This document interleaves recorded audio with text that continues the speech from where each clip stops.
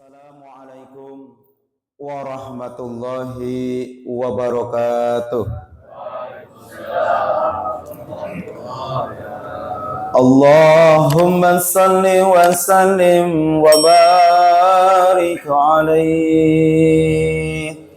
Salatullah salamullah ala Taha Rasulillah.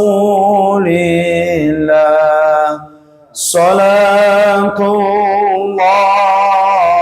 salamullah ala Yazid Habibillah. Sama-sama. Salatullah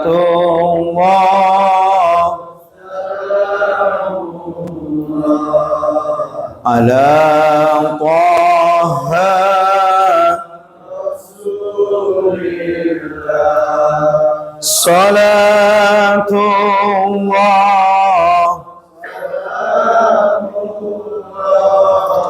ala Yasin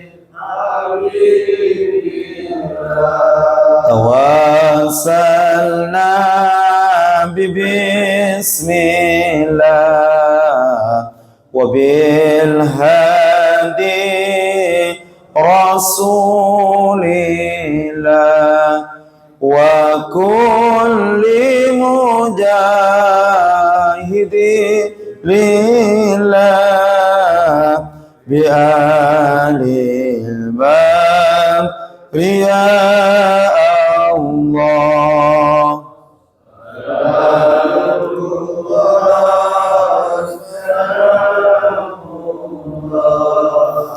Ala Taha Rasulillah. Salatullah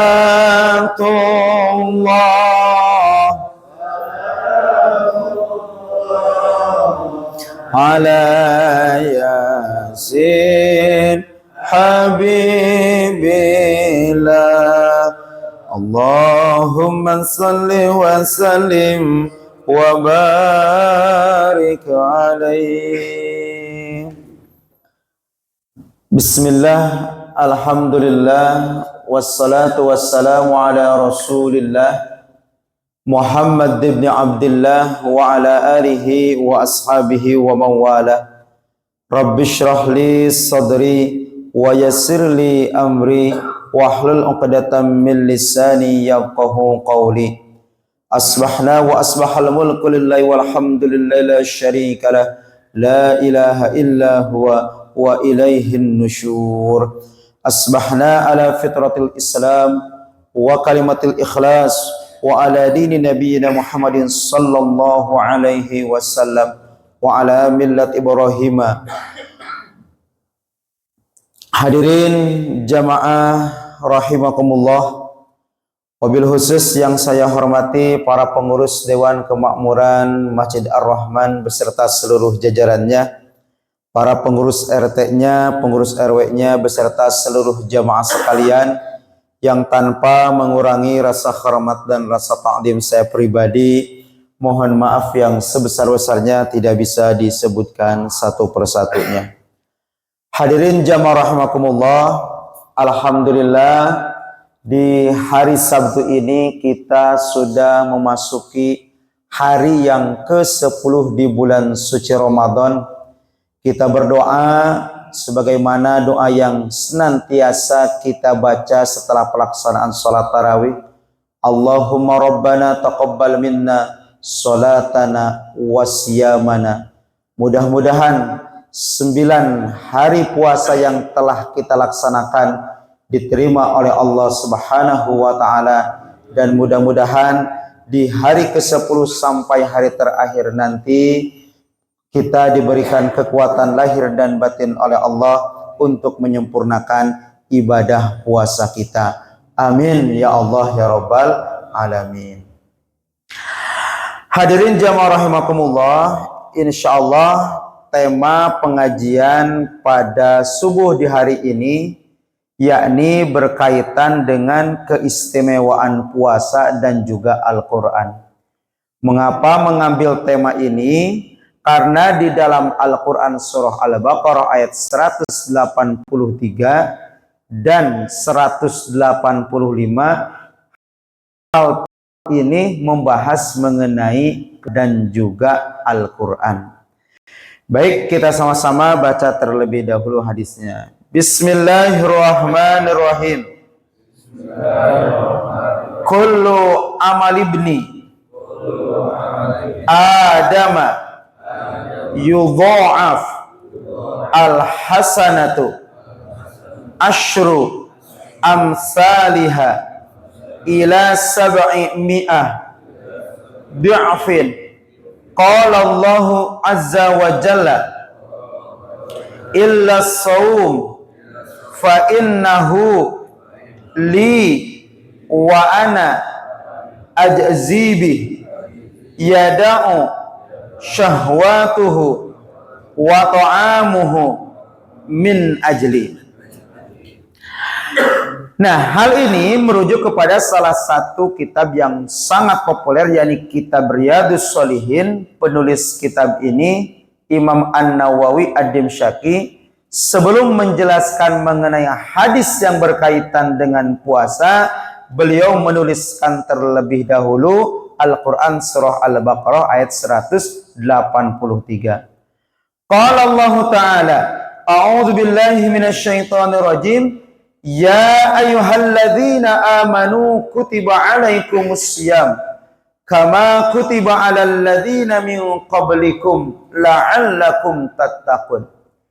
Jadi di dalam Al-Quran surah Al-Baqarah ayat 183 ini Allah menegaskan bahwasanya yang Allah panggil untuk melaksanakan puasa itu khusus dengan panggilan ya ayyuhalladzina amanu, yakni untuk orang-orang yang beriman.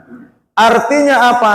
Artinya orang yang hari ini berpuasa pertanda orang tersebut beriman. Kenapa? Karena dia melaksanakan daripada seruan yang Allah perintahkan.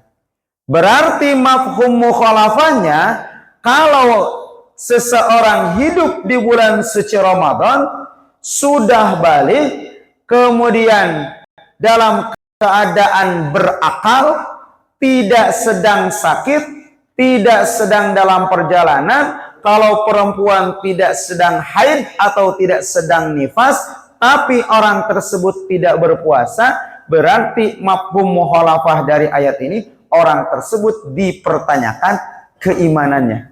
KTP-nya Islam, tetapi sayang keimanannya tidak menggetarkan dirinya untuk melaksanakan salah satu kewajiban dari Allah, yakni puasa. Nah, di dalam ayat ini pun dijelaskan kama kutiba alal ladzina min qablikum. Yang Allah perintahkan puasa itu bukan hanya umat Nabi Muhammad seperti kita yang hidup saat ini, termasuk umat-umat terdahulu pun oleh Allah diperintahkan, walaupun dengan syariat tata cara yang ada sedikit perbedaan. Ya, Nabi Adam puasa, Nabi Nuh puasa, Nabi Ibrahim juga puasa. Bahkan ada satu syariat Nabi terdahulu yang sampai sekarang masih lestari, yakni puasanya Nabi Daud alaihi salam. Bagaimana puasa Nabi Daud? 1 hari puasa, 1 hari berbuka. 1 hari puasa, 1 hari berbuka. Sampai kapan? Mulai dari balik sampai akhir hayatnya. Kita alhamdulillah oleh Allah diperintahkan berpuasa itu dalam 1 tahun hanya 1 bulan. Artinya 11 bulan yang lainnya kita tidak diwajibkan. Bagi orang yang rajin ya nanti ada puasa sunnah, bagi orang yang tidak rajin ya berarti tidak dosa. Yang penting full mampu melaksanakan ibadah puasa selama 1 bulan penuh di bulan suci Ramadan. Sehingga ada hadis mengatakan Kalau seseorang yang berpuasa 1 bulan penuh di bulan suci Ramadan, kemudian diikuti 6 hari di bulan Syawal, itu sama dengan puasa 1 tahun. Kenapa?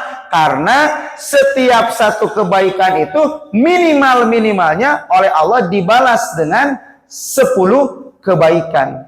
Jadi kalau kita puasa 30 hari di bulan suci Ramadan, dikali 10 berarti 300. Ditambah 6 hari di bulan Syawal, 6 hari kali 10, 60. 1 tahun ada 360 hari. Nah begitu ya rahasianya. Kenapa puasa 1 bulan penuh di bulan suci Ramadan, kemudian diikuti 6 hari di bulan Syawal, pahalanya sama dengan 1 tahun penuh. Karena yang 300 harinya tertutupi oleh Ramadan, yang 60 harinya lagi itu tertutupi dengan 6 hari puasa di bulan Syawal. Nah, apa tujuan daripada puasa?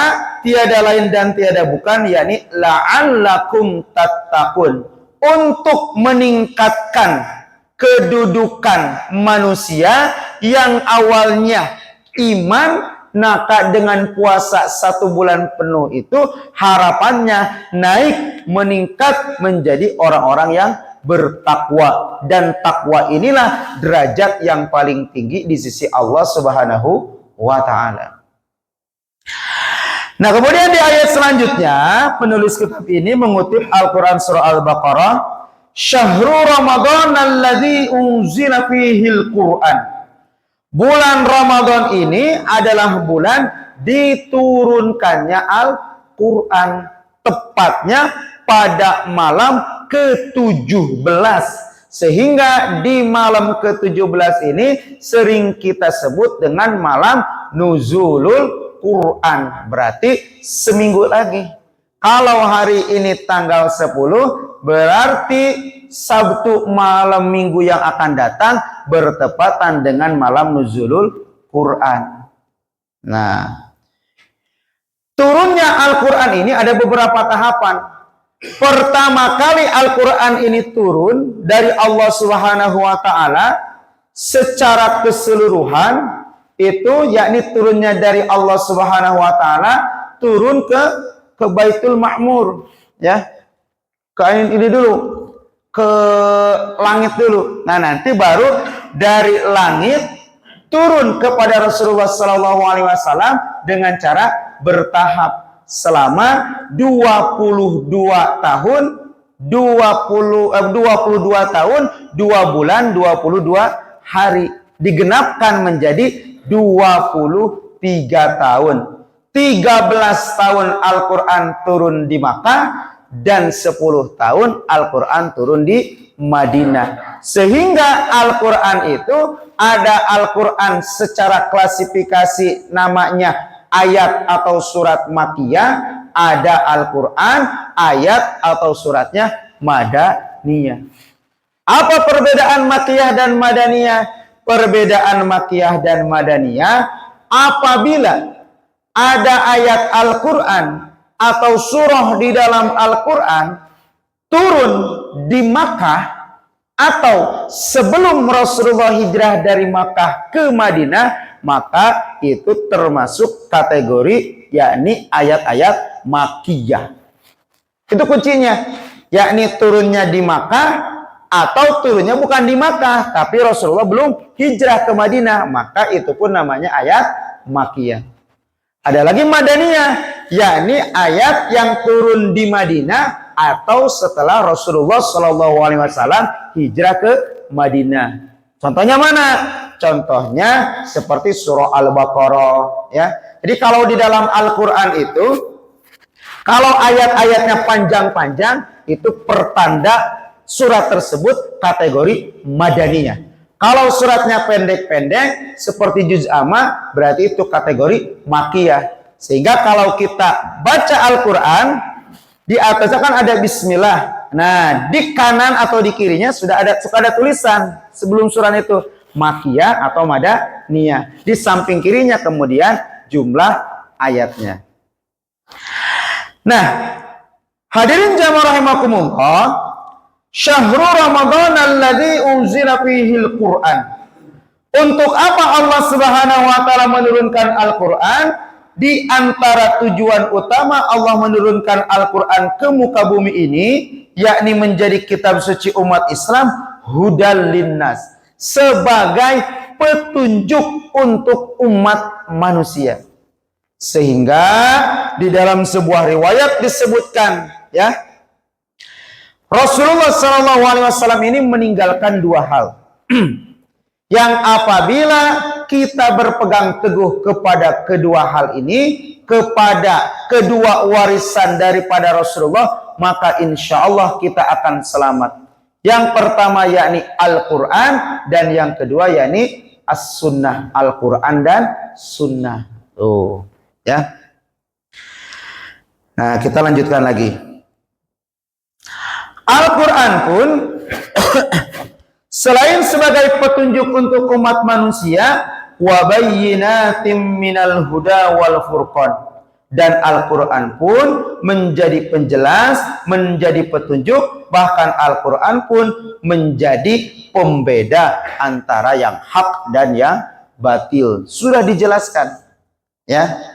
Sehingga kalau misalkan kita menginginkan kehidupan ini memiliki petunjuk, memiliki pedoman, maka hal yang harus kita lakukan, dekat-dekatkanlah diri kita dengan Al-Quran, terutama di bulan suci Ramadan ini.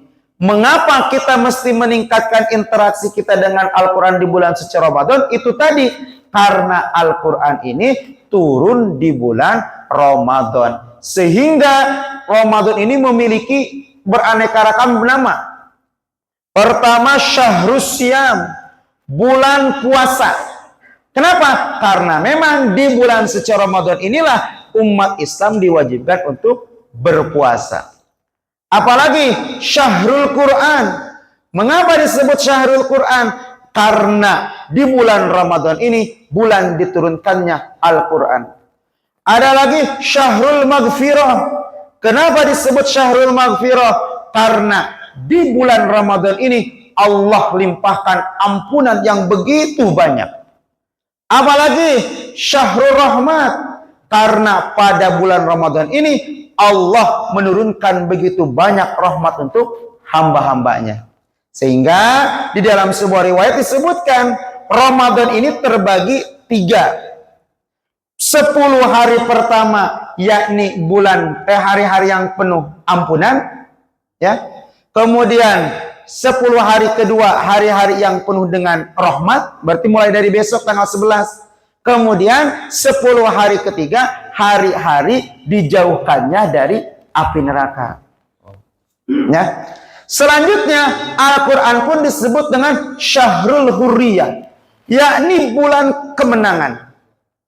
Kenapa Ramadan disebut bulan kemenangan?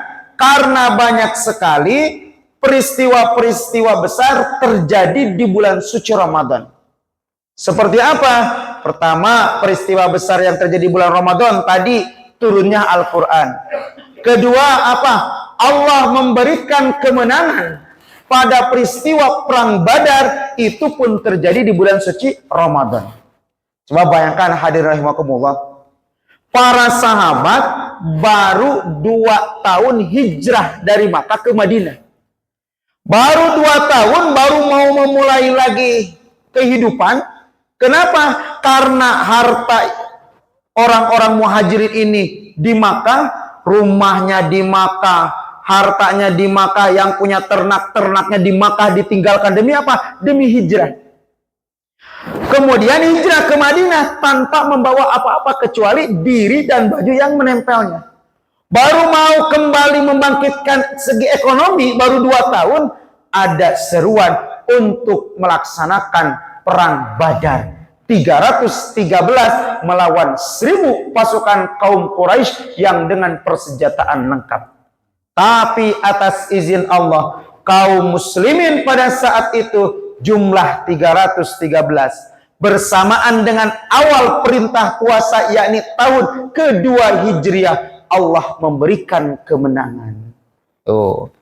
Termasuk, ya, Islam bisa masuk ke Eropa dibawa oleh Tariq bin Ziyad, Panglima Tariq bin Ziyad, yang dalam sejarah disebutkan ketika Tariq bin Ziyad ini membawa pasukan ke Eropa, yakni ke Andalusia, di sana itu terkenal memiliki strategi perang angkatan laut yang sangat luar biasa. Maka apa yang dilakukan oleh Panglima Tariq bin Ziyad? Panglima Tariq bin Ziyad dengan pasukan yang terbatas, dengan peralatan perang yang terbatas, membakar kapal-kapal kaum muslimin pada saat itu. Sambil Tariq bin Ziyad berkata dengan lantang, "Wahai orang-orang yang beriman, kita hari ini musuh sudah berada di hadapan kita dan kapal sudah aku bakar. Kalau kita maju terus ke depan, maka pilihannya ada dua, kita menang atau kita syahid. Tapi kalau kita kembali lagi, kapal sudah terbakar, maka kita akan tenggelam dan mati sia-sia." Atas izin Allah Subhanahu wa taala, Panglima Tariq bin Ziyad dan pasukan kaum Quraisy pada saat itu mampu menembus benteng pertahanan armada laut, dan umat Islam mampu melancarkan yakni dakwahnya ke Eropa. Itu luar biasa ya. Sampai Andalusia itu yang sekarang Spanyol, ada namanya Daulah Umayyah ya. Islam pernah berkuasa di Eropa selama 700 tahun. 700 tahun ya. Nah, termasuk bangsa Indonesia 17 Agustus 1945 yang biasa kita peringati tanggal 17 Agustus, itu pun kalau kita lihat catatan sejarah ternyata berada di bulan suci Ramadan, tepatnya di tanggal 9 Ramadan, hari Jumat. Jadi kalau kita lihat sejarah, hari Jumat kemarin itu unik. Satu, bersamaan dengan tanggal 9 Ramadan, bertepatan dengan ulang tahun Indonesia menurut hitungan Hijriah. Dan pas kemarin pun hari Jumat. Jadi tanggalnya sama tanggal 9, harinya pun sama hari Jumat. Jadi kalau kita hitung pakai hitungan Hijriah, Indonesia itu sudah merdeka yang ke-83 tahun kemarin itu. Nah itu ya. Sehingga pantas Ramadan ini disebut dengan Syahrul Huriyah, bulan kemenangan, karena banyak sekali peristiwa-peristiwa besar yang terjadi di bulan suci Ramadan. Sehingga kalau kita nanti masuk tanggal 1 Syawal, kita kan senantiasa mengatakan begini, minal a'idzina wal faizin. Itu ucapan dulunya ya. Ucapan itu sebetulnya bukan diucapkan pas hari raya Idul Fitri. Karena ucapan yang paling tepat diucapkan pada hari raya Idul Fitri itu yang paling tepat adalah taqabbalallahu minna wa minkum. Semoga Allah menerima amal ibadah kami dan juga kalian. Itu yang paling tepat. Lalu kenapa minal aibina wal faidin? Jadi dulu kisahnya ketika Rasulullah SAW dan para sahabatnya menang dalam perang Badar, kemudian para sahabatnya ini kembali kepada keluarganya, maka para sahabat pada saat itu mengatakan kalimat minal aibina wal faizin. Artinya apa? Di antara hikmahnya mengucapkan itu, salah satu ungkapan perasaan kebahagiaan kita sudah kembali di dalam sebuah pertempuran dan meraih kemenangan. Lalu apakah salah orang yang mengatakan minal aidin wal faizin? Tidak. Kenapa? Karena kalau dulu sahabat perangnya secara fisik, kita pun di bulan suci Ramadan berperang melawan hawa nafsu kita. Nah itu ya. Kita melawan hawa nafsu kita selama 1 bulan, kemudian masuk 1 Syawal kita meraih kemenangan, gitu ya. Nah, hadirin jamaah rahimakumullah, kembali kepada materi ini, kullu amal ibni adama yudha'af. Hadis ini merupakan kutipan dari hadis qudsi. Ya, hadis qudsi ini firman Allah yang maknanya dari Allah Subhanahu wa taala, tapi redaksinya dari Nabi Muhammad sallallahu alaihi wasallam. Kullu amal ibni Adam yudha'af. Seluruh amal kebaikan anak Adam akan dilipat gandakan pahalanya. Al hasanatu asyru amsalihha ila sab'imi'ah di'fin.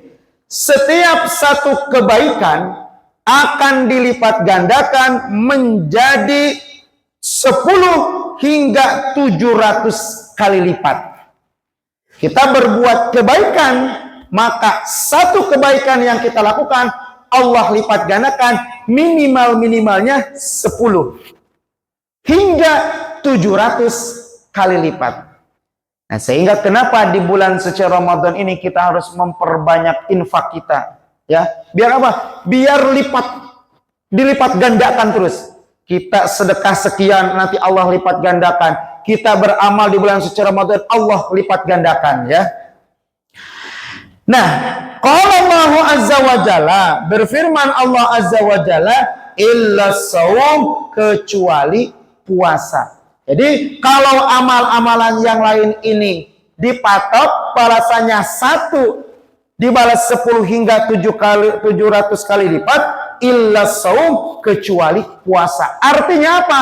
Pahala puasa ini tidak terbatas, pahala puasa ini tidak ada yang tahu Allah balasnya sampai berapa ratus kali lipat atau sampai berapa ribu kali lipat.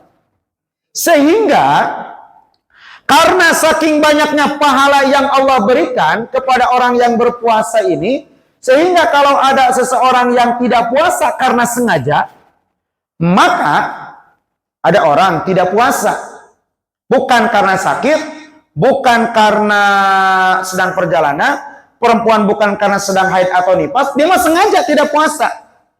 Ya, mampir siang-siang ke tempat makan, ya, sambil pakai gordeng, sengaja tidak puasa. Maka orang yang seperti itu hukumannya yakni setiap 1 hari dia batal tidak puasa harus menggantinya, mengkodoknya selama 2 bulan berturut-turut. 2 bulan berturut-turut. Bagaimana menghitung 2 bulan berturut-turut ini? Yakni mulai dari hari pertama sampai hari ke-60 harus nyambung tanpa keselang, tanpa ada batal. Ya. Dari hari pertama sampai hari ke-58 misalkan ada orang tidak puasa sengaja tobat. Kemudian dia ingin mengkifarati puasanya 2 bulan berturut-turut. Hari pertama sampai hari ke-58 puasa sampai maghrib. Hari ke-59 tidak puasa, maka hitungannya kembali ke angka 1 lagi. Itu yang disebut dengan 2 bulan berturut-turut. Tidak mampu berpuasa 2 bulan berturut-turut, maka sebagai gantinya harus memerdekakan hamba sahaya. Tidak mampu lagi, maka hukumannya harus memberi makan 60 orang fakir. Oh, ya. Jadi kalau misalkan 1 orang fakirnya 50.000 kali 60 sekitar 3 juta.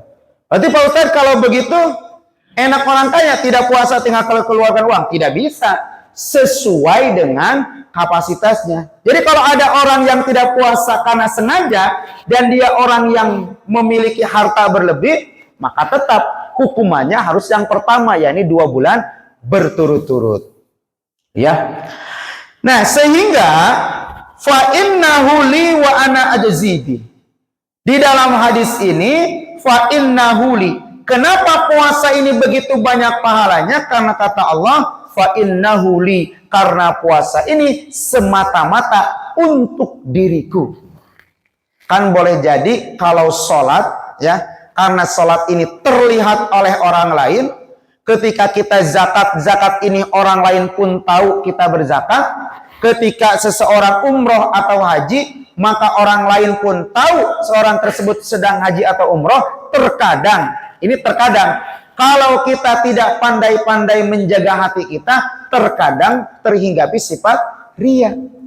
Tapi puasa, karena di sini disebutkan hanya untuk Allah Subhanahu wa Ta'ala, dan orang tersebut yang tahu apakah dirinya puasa atau tidak, maka puasa ini lebih terjaga keikhlasannya. Tuh, karena lebih terjaga keikhlasannya dibandingkan dengan ibadah yang lain, wa ana ajzibi, dan akulah yang akan memberikan pahalanya. Jangankan puasanya, di bulan suci Ramadan ini, jangankan ibadah wajib, ibadah sunnah pun, ibadah sunnah ya, setiap ibadah sunnah yang dilakukan di bulan suci Ramadan, qobliyah, ba'diyah, duha, kemudian tarawihnya, qiyamul lailnya, maka qobliyah dan ba'diyah serta sholat sunnah lainnya yang kita lakukan di bulan suci Ramadan, itu nilainya setara dengan ibadah wajib di bulan yang lainnya. Makanya mumpung di bulan suci Ramadan, usahakan sholat rawatib, qobliyah, ba'diyah ini jangan sampai terlewat. Kenapa? Karena pahalanya qobliyah dan ba'diyah yang kita lakukan di bulan suci Ramadan ini setara dengan amalan wajib di bulan yang lainnya. Nah, kenapa pahala puasa ini begitu banyak? Karena kata Allah, yada'u syahwatuhu. Karena orang yang berpuasa itu telah meninggalkan syahwatnya. Wa ta'amuhu, dan juga meninggalkan makan dan minum, min ajli, semata-mata mengharapkan ridhoku, semata-mata mengharapkan daripada pahala dariku. Ya, puasa.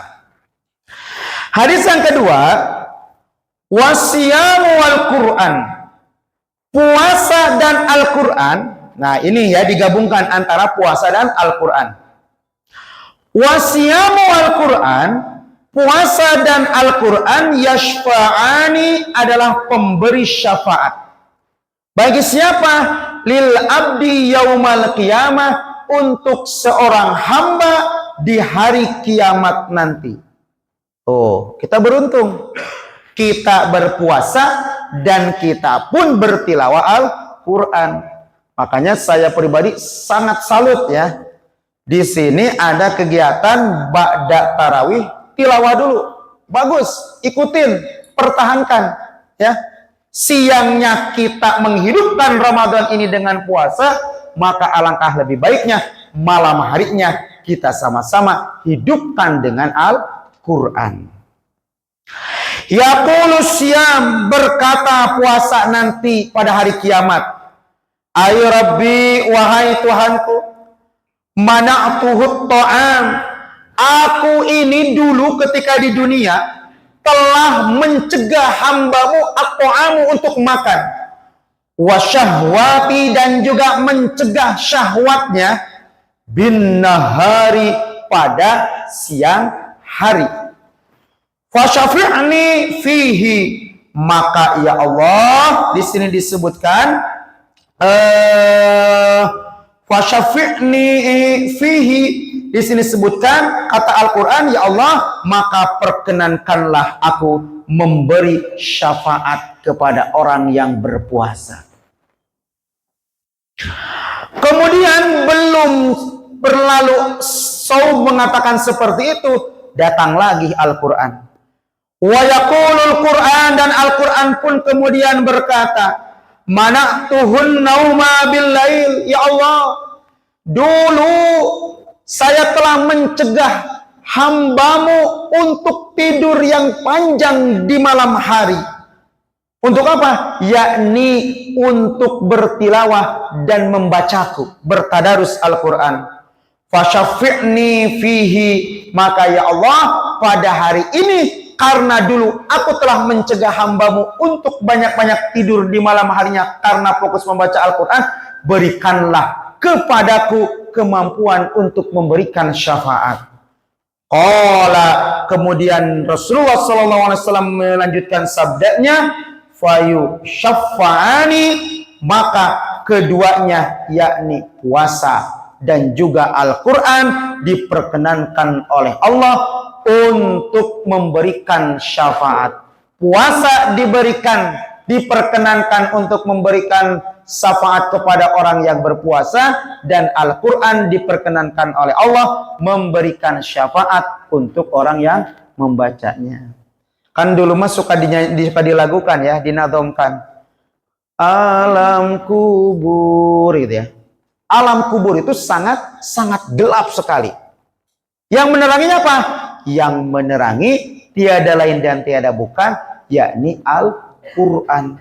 Jadi kalau kita mengharapkan nanti ketika Allah mencabut nyawa kita melalui malaikat Israel, ketika kita berada di alam kubur dan kita menginginkan yang disebut dengan Raudhah min Riyadil Jannah, taman di antara taman surga, ingin kuburan kita luas, ingin kuburan kita terang, ingin kita di kuburan nanti seperti pengantin baru, maka hal yang harus kita lakukan, perbanyak membaca Al-Quran. Karena dengan membaca Al-Quran, nanti akan menjadi penerang di alam kubur.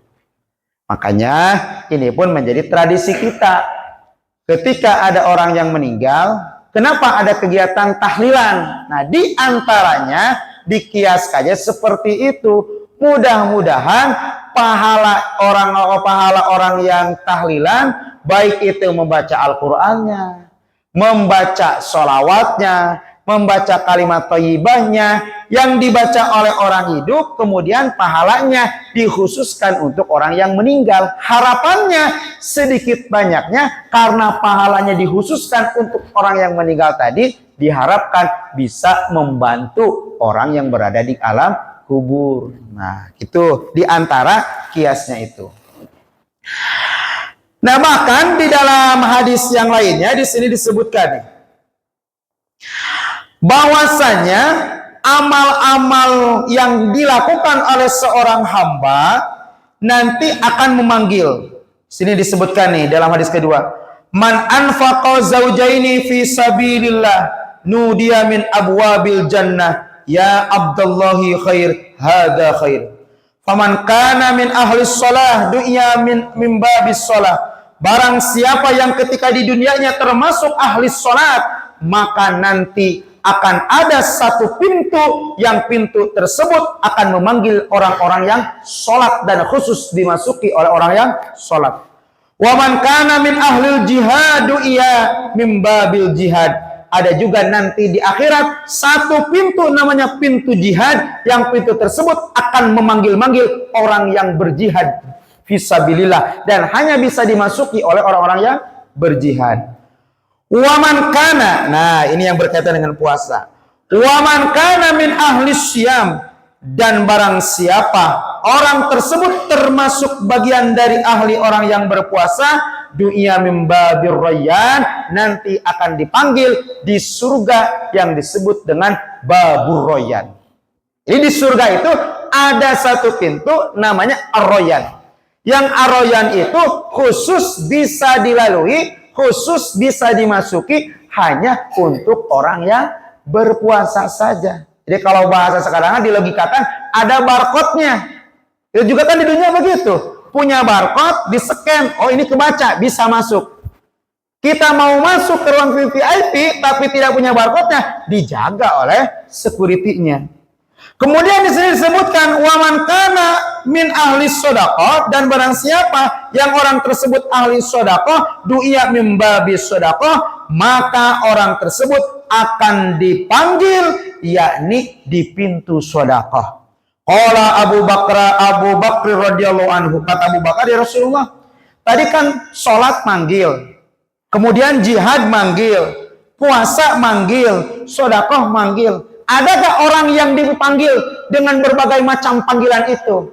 Ada. Di antaranya engkau, wahai Abu Bakar. Nah, artinya orang yang ahli sholat, orang yang ahli berjuang di jalan Allah, orang yang ahli puasa, orang yang ahli sedekah, karena banyak pintu yang manggil, berarti bebas milih yang mana saja. Ya, seperti orang tamu istimewa, mau masuk pintu depan bisa, mau masuk pintu utama bisa, mau masuk pintu khusus belakang juga bisa. Mana yang paling bagus sesuai dengan seleranya. Begitu ya. Nah, mudah-mudahan kita pun di akhirat nanti termasuk orang-orang yang mendapatkan syafaat daripada ibadah saum, dan mudah-mudahan kita di akhirat kelak diberikan kesempatan oleh Allah yakni untuk masuk surga melalui pintu ar-rayyan. Amin ya Allah ya rabbal alamin. Dikit lagi. Man shoma ramadhana imanan wahtisaban. Barang siapa yang berpuasa di bulan suci Ramadan imanan dengan penuh keimanan, wahtisaban dan juga dengan penuh ihtisab, dengan penuh perhitungan, maka di sini disebutkan ghufira lahu ma taqaddama min dambi, maka orang yang berpuasa tersebut dengan penuh keimanan, dengan penuh ihtisab, dengan penuh perhitungan, dengan penuh keikhlasan, maka puasa tersebut akan membersihkan dosa-dosanya yang telah lalu. Nah, sehingga hadirin rahimakumullah, Ramadan. Apa arti Ramadan? Ramadan ini secara bahasa artinya membakar. Ramadan bisa dikatakan membakar, satu bisa diartikan membakar semangat. Ya, seperti ada pertandingan sepak bola ya di stadion. Itu para supporternya berteriak-teriak untuk apa? Membakar semangat para pemain supaya apa? Supaya menang.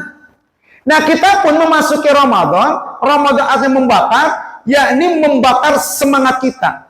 Yang awalnya ibadah seadanya, yang awalnya ibadah sekesampernya, sesempatnya, maka kita masuk bulan suci Ramadan, kita bakar semangat kita. Kita lihat betapa banyaknya ampunan Allah, betapa banyaknya rahmat Allah, betapa banyaknya pahala yang Allah limpahkan kepada orang-orang yang meningkatkan ibadah di bulan suci Ramadan. Sehingga apa? Kita termotivasi. Tuh, puasa pahalanya tak terbatas. Amalan sunnah dihitung seperti amalan wajib di bulan yang lainnya. Kita terbakar. Dan Ramadan pun bisa diartikan membakar itu, yakni membakar dosa-dosa kita.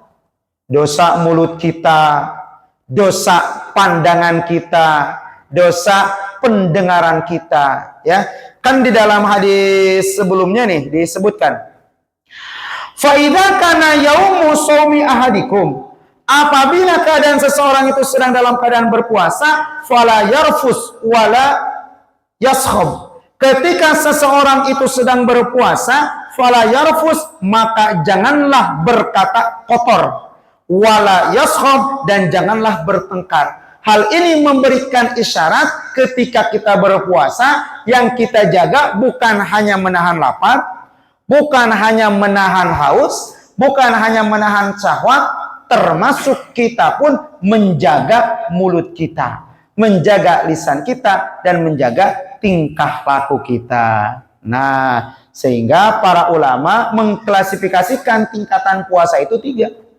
Ada puasa orang awam, ada puasa orang khusus, ada puasa orang khususil khusus. Puasa orang awam, dia puasa baru sekedar menahan lapar, baru sekedar menahan haus, baru sekedar menahan syahwatnya. Mulutnya belum terjaga, pandangannya belum terjaga. Nah, kalau orang yang khusus, selain menahan lapar, haus, dan juga syahwatnya, sudah mampu menahan pandangannya, menahan lisannya. Yang khusus mampu menahan hatinya. Sehingga jamaah rahimakumullah, mumpung masih ada waktu 21 hari lagi dengan hari ini, kita niatkan maksimalkan ibadah kita di bulan suci Ramadan, sehingga kita berharap yang awalnya dulu tahun kemarin kita masih puasa orang awam, setidaknya kita bisa sedikit meningkat menjadi puasanya orang yang khusus, ya. Dijaga pandangannya, dijaga tingkah lakunya, dijaga hatinya, dijaga mulutnya. Nah, jamaah rahimakumullah, ini sebagai penutup, terkadang di kita kan suka ada perbedaan ya, perbedaan penentuan Ramadan. Seperti Ramadan tahun ini, ada yang mulainya hari Rabu, ada yang mulainya hari Kamis. Sebetulnya itu bagaimana? Nah, ini ya. Wa anhu anna Rasulullah sallallahu alaihi wasallam qala sumu li ru'yatihi, berpuasalah kalian dengan ru'yat. Kalau kita kenal dengan ru'yatul hilal. Jadi cara menentukan kalender Hijriah itu kan ada 2. Ada hisab dengan cara hitung, ya, ada lagi ru'yat, jadi dengan cara bulan. Kenapa kalau Hijriah itu melihat bulan karena hitungan Hijriah itu menggunakan peredaran bulan. Beda dengan Masehi. Kalau Masehi perubahan harinya jam 00.00 itu ganti tanggal. Kalau Hijriah karena menggunakan peredaran bulan ganti tanggalnya yakni waktu maghrib. Jadi kalau hari ini kita tanggal 10 Ramadan, nanti masuk maghrib, adzan maghrib, itu secara hitungan sudah masuk tanggal 11. Nah, sumu liru'yatihi, berpuasalah kalian liru'yatihi dengan melihat bulan, ru'yatul hilal. Wa aftiru liru'yatihi, dan juga berbukalah, jadi dengan melihat bulan. Makanya di kita itu yang paling rame karena ada kaitannya dengan ibadah, ketika sidang isbat itu ya penentuan awal Ramadan dan juga akhir Ramadan. Kayak kemarin itu untuk menentukan tanggal 29 Syaban itu diru'yat. Untuk menentukan besok itu masuk tanggal 1 Ramadan atau tanggal 30 Syaban. Nanti pun sama, tanggal 29 Ramadan yang akan datang ya, diru'yat lagi menentukan besok itu masih tanggal 30 Ramadan atau sudah masuk 1 Syawal ya. Tapi kalau prediksi saya, tapi wallahu alam ya, ini baru prediksi. Kemungkinan walaupun kemarin awal puasanya berbeda, ada yang Rabu dan Kamis, sepertinya Pak Agus finishnya sama kayaknya ya. Finishnya sama. Nah, lalu bagaimana dong? Kita hanya 29. Dalam hitungan Hijriah itu 1 bulan, ada yang 29 hari, ada yang 30 hari, yang penting 1 bulan. Bahkan dalam sejarah Rasulullah SAW mulai puasa dari tahun 2 Hijriah, ini dalam sejarah ya, sampai Rasulullah akhir hayatnya di tahun 10 Hijriah, ternyata kebanyakan di zaman Rasulullah puasa itu 1 bulannya 29 hari. Hanya 30 hari itu hanya 1 kali aja. Itu di zaman Rasulullah SAW. Nah, lalu bagaimana tahun ini? 29 atau 30? Nanti kita tunggu sidang isbat selanjutnya. Tapi mudah-mudahan nggak terlalu telat ya. Sekarang ini udah 2 tahun ini sidang isbat itu telat terus ya. Jam 8 baru diumumin. Masih mending kemarin jam 8 diumumin, puasanya besok. 2 tahun yang lalu coba. Ya. Diumuminnya jam 8. Aduh itu. Tahun kemarin kan tahun 2025 berarti ya. Kalau hitungan Masehinya. Diumumin Ramadan sudah hampir jam 8. Jadi pas Ramadan kemarin tanggal 1-nya sepi ya baru dia. Karena banyak orang mengira oh mungkin besok. Ternyata udah masuk Ramadan. Tanggal 1 Ramadan di tahun 2025 kemarin agak sepi ya. Baik hadirin rahimakumullah, itu yang dapat disampaikan. Mudah-mudahan ada manfaatnya, dan sekali lagi kita sama-sama berdoa kepada Allah Subhanahu wa taala, mudah-mudahan Ramadan 1447 Hijriah di tahun ini menjadi Ramadan yang lebih baik lagi daripada Ramadan di tahun sebelumnya. Kita berdoa kepada Allah, mudah-mudahan Allah berikan kekuatan lahir kepada kita untuk berpuasa 1 bulan, menghatamkan Al-Quran, senantiasa qiyamul lail, tarawih dan lain sebagainya. Dan mudah-mudahan dengan adanya pendidikan Ramadan ini kita terampuni dosa kita, sehingga kita dipilih dan layak oleh Allah Subhanahu wa taala termasuk hambanya yang mendapatkan keistimewaan malam Lailatul Qadar di tahun ini, sehingga di tanggal 1 Syawal kelak mudah-mudahan kita benar-benar kembali kepada kesucian. Amin ya Allah rabbal alamin. Allahumma waffiq ila aqwamit thoriq. Assalamualaikum warahmatullahi wabarakatuh.